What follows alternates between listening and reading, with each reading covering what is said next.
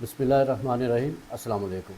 आप YouTube channel देख रहे हो, मैं हूं हसन चीमा। भारत के साथ जो महाज ओपन हुआ है अभी तक बंद होने का नाम नहीं ले रहा।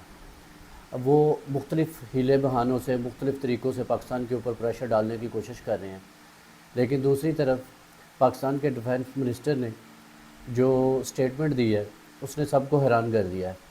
उसने अपनी स्टेटमेंट में बोला है कि पाकिस्तान जो है वो तकरीबन लास्ट 3 डेकेड से 3 अशरों से ये जो है ना गंद खेल रहा है। आप देखें कि जिस तरह से उसने ये स्टेटमेंट दी है उससे इंडियन मीडिया को पाकिस्तान के ऊपर जाग हिंसाई का मौका मिल गया।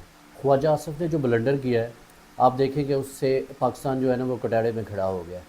अब वो ये बोल रहा था कि we have been playing this dirty game for last 3 decades. आप देखिए कि ख्वाजा आसिफ को इस तरह से आंसर करना चाहिए था। क्या वो इतना भी कॉम्पिटेंट नहीं है कि वो इसका एक प्रॉपर जवाब दे सकता? जब उसको इंटरव्यू में यह बात पूछी गई तो क्या उसका ये आंसर बनता था कि वो ये कहता कि हम ये डर्टी गेम खेल रहे हैं, हम पिछले 3 अशरों से जो है ना ये गंदा खेल खेल रहे हैं। जब उससे ये पूछा गया कि आप टेररिज्म को प्रमोट कर रहे हैं तो उसका आंसर ये बनता था कि हाँ हम ये कर रहे हैं। जैसा कि मैंने अपनी लास्ट वीडियो में भी बोला था कि हमें इन लोगों के ऊपर भरोसा नहीं करना चाहिए। जब हम इस तरह के इनकॉम्पिटेंट लोग जो हैं वो ओहदों के ऊपर, बड़े बड़े ओहदों के ऊपर फाइज करेंगे तो हमें इस तरह के ब्लंडर्स के लिए भी अपने आप को तैयार रखना चाहिए।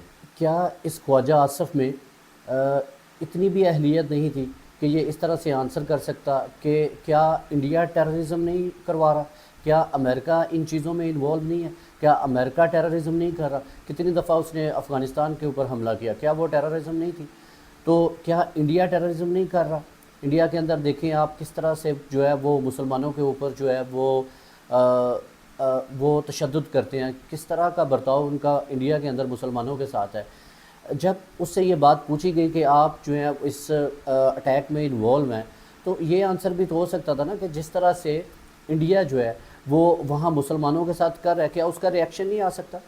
अगर वो कह रहे हैं कि हिंदुओं को चुन चुन के मारा गया है तो ये रिएक्शन भी तो हो सकता है ना। वो ये नहीं बोल सकता था, ख्वाजा आसिफ साहब क्या ये नहीं बोल सकते थे कि हम तो ख़ुद टेररिज्म के विक्टिम हैं, हमने तो 80-90 हज़ार जानें कुर्बान की हैं इस दहशतगर्दी में, और पाकिस्तानी कौम ने बड़ी बहादुरी के साथ इस दहशतगर्दी का मुकाबला किया है और हमने बड़ी सक्सेसफुली ये जंग जीती है। पाकिस्तानी कौम वो वाहिद कौम है जिसने टेररिज्म के ख़िलाफ़ ये जंग लड़ी और बड़ी बहादुरी से जीती।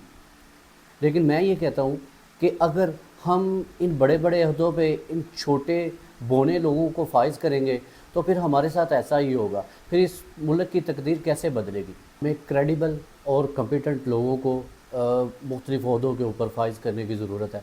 अगर हम ये चाहते हैं कि इस कौम का मुकदमा लड़ने वाले इतने कॉम्पिटेंट हो कि उनको हर जो क्वेश्चन किया जाए उनको उसका आंसर पता हो, और वो इसी सूरत में मुमकिन हो सकता है जब आप ओहदों के ऊपर जो अहल लोग हैं, जो कम्पिटेंट लोग हैं, जब आप उनको फाइज करेंगे तो आपको उसका रिज़ल्ट भी मिलेगा और आपकी जो कौम है वो अच्छे तरीके से उसकी तर्जमानी भी कर सकेंगे।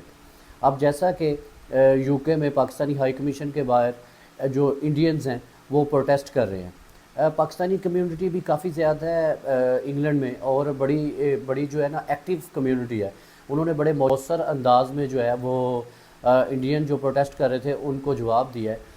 लेकिन डिप्लोमेट्स है वो एक आई थिंक वो प्रोवोक कर रहे थे, वो बड़ा एक अनएथिकल सा जेस्चर दे रहे थे।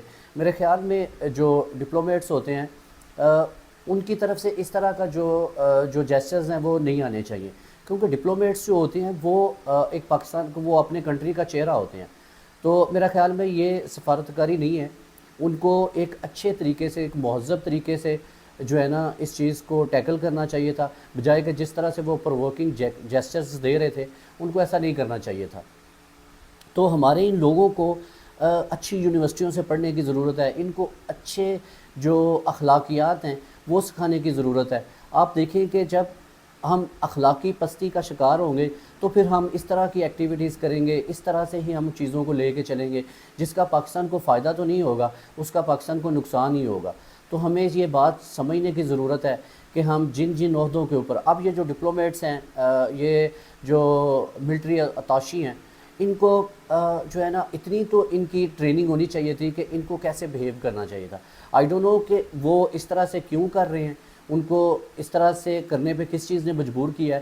لیکن پھر بھی جو ڈپلومیٹس ہوتے ہیں ان کے اندر بڑی جو ہے نا وہ مہارت ہوتی ہے, ان کے اندر بڑی جو ہے نا اہلیت ہوتی ہے ہر قسم کی جو سچویشن ہے اس کو ٹیکل کرنے کے لیے. اب جو انڈین پروٹیسٹر وہ جو بھی کر رہے تھے وہ پروٹیسٹ کر رہے تھے, دوسری طرف جو پاکستانی کمیونٹی ہے وہ بھی ان کا مقابلہ کر رہی تھی. جس طرح سے وہ جواب دے رہے تھے وہ انڈین جو پروٹیسٹر تھے ان کو جو پاکستانی پروٹیسٹر تھے وہ بھی اچھے طریقے سے جواب دے سکتے تھے, وہ اپنا کام کر رہے تھے. یہ جو ہمارے ملٹری اٹراشی ہیں ان کو ایسا کرنے کی ضرورت نہیں تھی. دوسری طرف آج علیمہ خان اور سلمان اکرم راجہ جو ہیں وہ سپریم کورٹ میں پیش ہوئے. انہوں نے عمران خان صاحب کا جو خط ہے وہ سپریم کورٹ میں سبمٹ کروانا تھا, لیکن چونکہ جو چیف جسٹس صاحب ہیں وہ روانہ ہو چکے تھے تو انہوں نے رجسٹرار کے سامنے جو ہے وہ ایک اوپن لیٹر ہے وہ عمران خان کی طرف سے جو انہوں نے سبمٹ کروانا تھا. دوران انہوں نے وہی باتیں دہرائی جو وہ پچھلی کئی انٹرویوز میں بول چکی ہیں کہ یہ جو اور ہائی کورٹ ہے اس کے 3 رکنی بینچ نے جو فیصلہ دیا تھا کہ آپ ملاقات کر سکتے ہیں, لیکن جب وہ جیل جاتے ہیں ملاقات کرنے کے لیے تو جو جیل انتظامیہ ہے وہ ان کو یہ کہتی ہے کہ اس آرڈر کی کوئی اہمیت نہیں ہے, ہمیں اوپر سے آرڈرز آئے ہوئے ہیں. اب یہ پتہ نہیں ہے کہ یار یہ کون سی مخلوق ہے جو ان کو اوپر سے آرڈرز دیتی ہے کہ آپ جو ہیں یہ آرڈرز جو ہے نا اس کو امپلیمنٹ کریں یا نہ کریں. اب دیکھیں انہوں نے جیسے کہ علیمہ خان صاحبہ نے بتایا کہ وہ عمران خان کو مکمل طور پر آئسولیٹ کر رہے ہیں تاکہ وہ جیسا کہ وہ بول رہی تھی وہ ایک بہن ہے. دیکھیں آپ ان کے الفاظ چیک کریں کہ جیسا کہ وہ بول رہی تھی کہ یہ عمران خان کو مکمل طور پر آئسولیٹ کرنا چاہتے ہیں, یہ عمران خان کو جیل میں بند کر کے آہستہ آہستہ کیا ختم کرنا چاہتے ہیں, یہ اس بہن کے الفاظ تھے. مجھے یہ سمجھ نہیں آتی کہ کیا یہ جنگ بھارت کے ساتھ لڑ رہے ہیں یا عمران خان کے ساتھ. بار بار یہ بات کی جا رہی ہے کہ آپ اس ملک کے اندر کنسنسس ڈیولپ کریں, آپ عمران خان صاحب سے بات کریں, آپ اس ملک کو جو آج چیلنجز درپیش ہیں اس ساری صورتحال میں آپ کنسنسس ڈیولپ کریں, آپ عمران خان صاحب سے بات کریں. آج ملک کو ہارمنی اور کنسنسس کی ضرورت ہے جس پہ کسی شخص کا فوکس نہیں ہے, نہ ہماری انتظامیہ اس کو سوچ رہی ہے, نہ ہماری گورنمنٹ سوچ رہی ہے, نہ ہماری اسٹیبلشمنٹ سوچ رہی ہے. تو کیا آپ اس طرح سے جب ملک کے اندر گڑبڑ ہوگی, جب ملک کے اندر کنسنسس نہیں ہوگا تو کیا آپ جو ایکسٹرنل آپ کے تھریٹس ہیں ان کو میٹ کر سکتے ہیں؟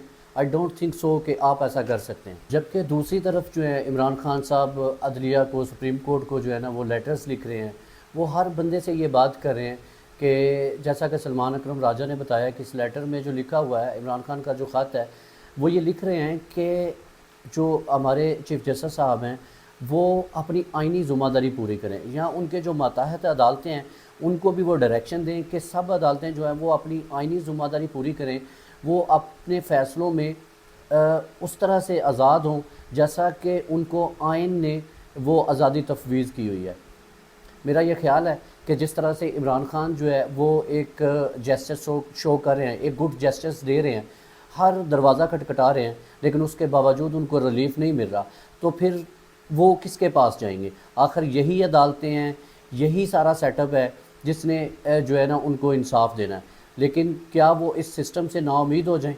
لیکن ایسا نہیں ہونا چاہیے, ایسا ٹائم نہیں آنا چاہیے کہ کوئی بھی ایک عام شہری یا ایک حکمران یا اس لیول کا جو لیڈر ہے اگر وہ اپنے اس سسٹم سے ڈس اپوائنٹ ہو جائے گا تو پھر اس کا رزلٹ کیا ہوگا, پھر اس کے کانسیکوینسز کیا ہوں گے.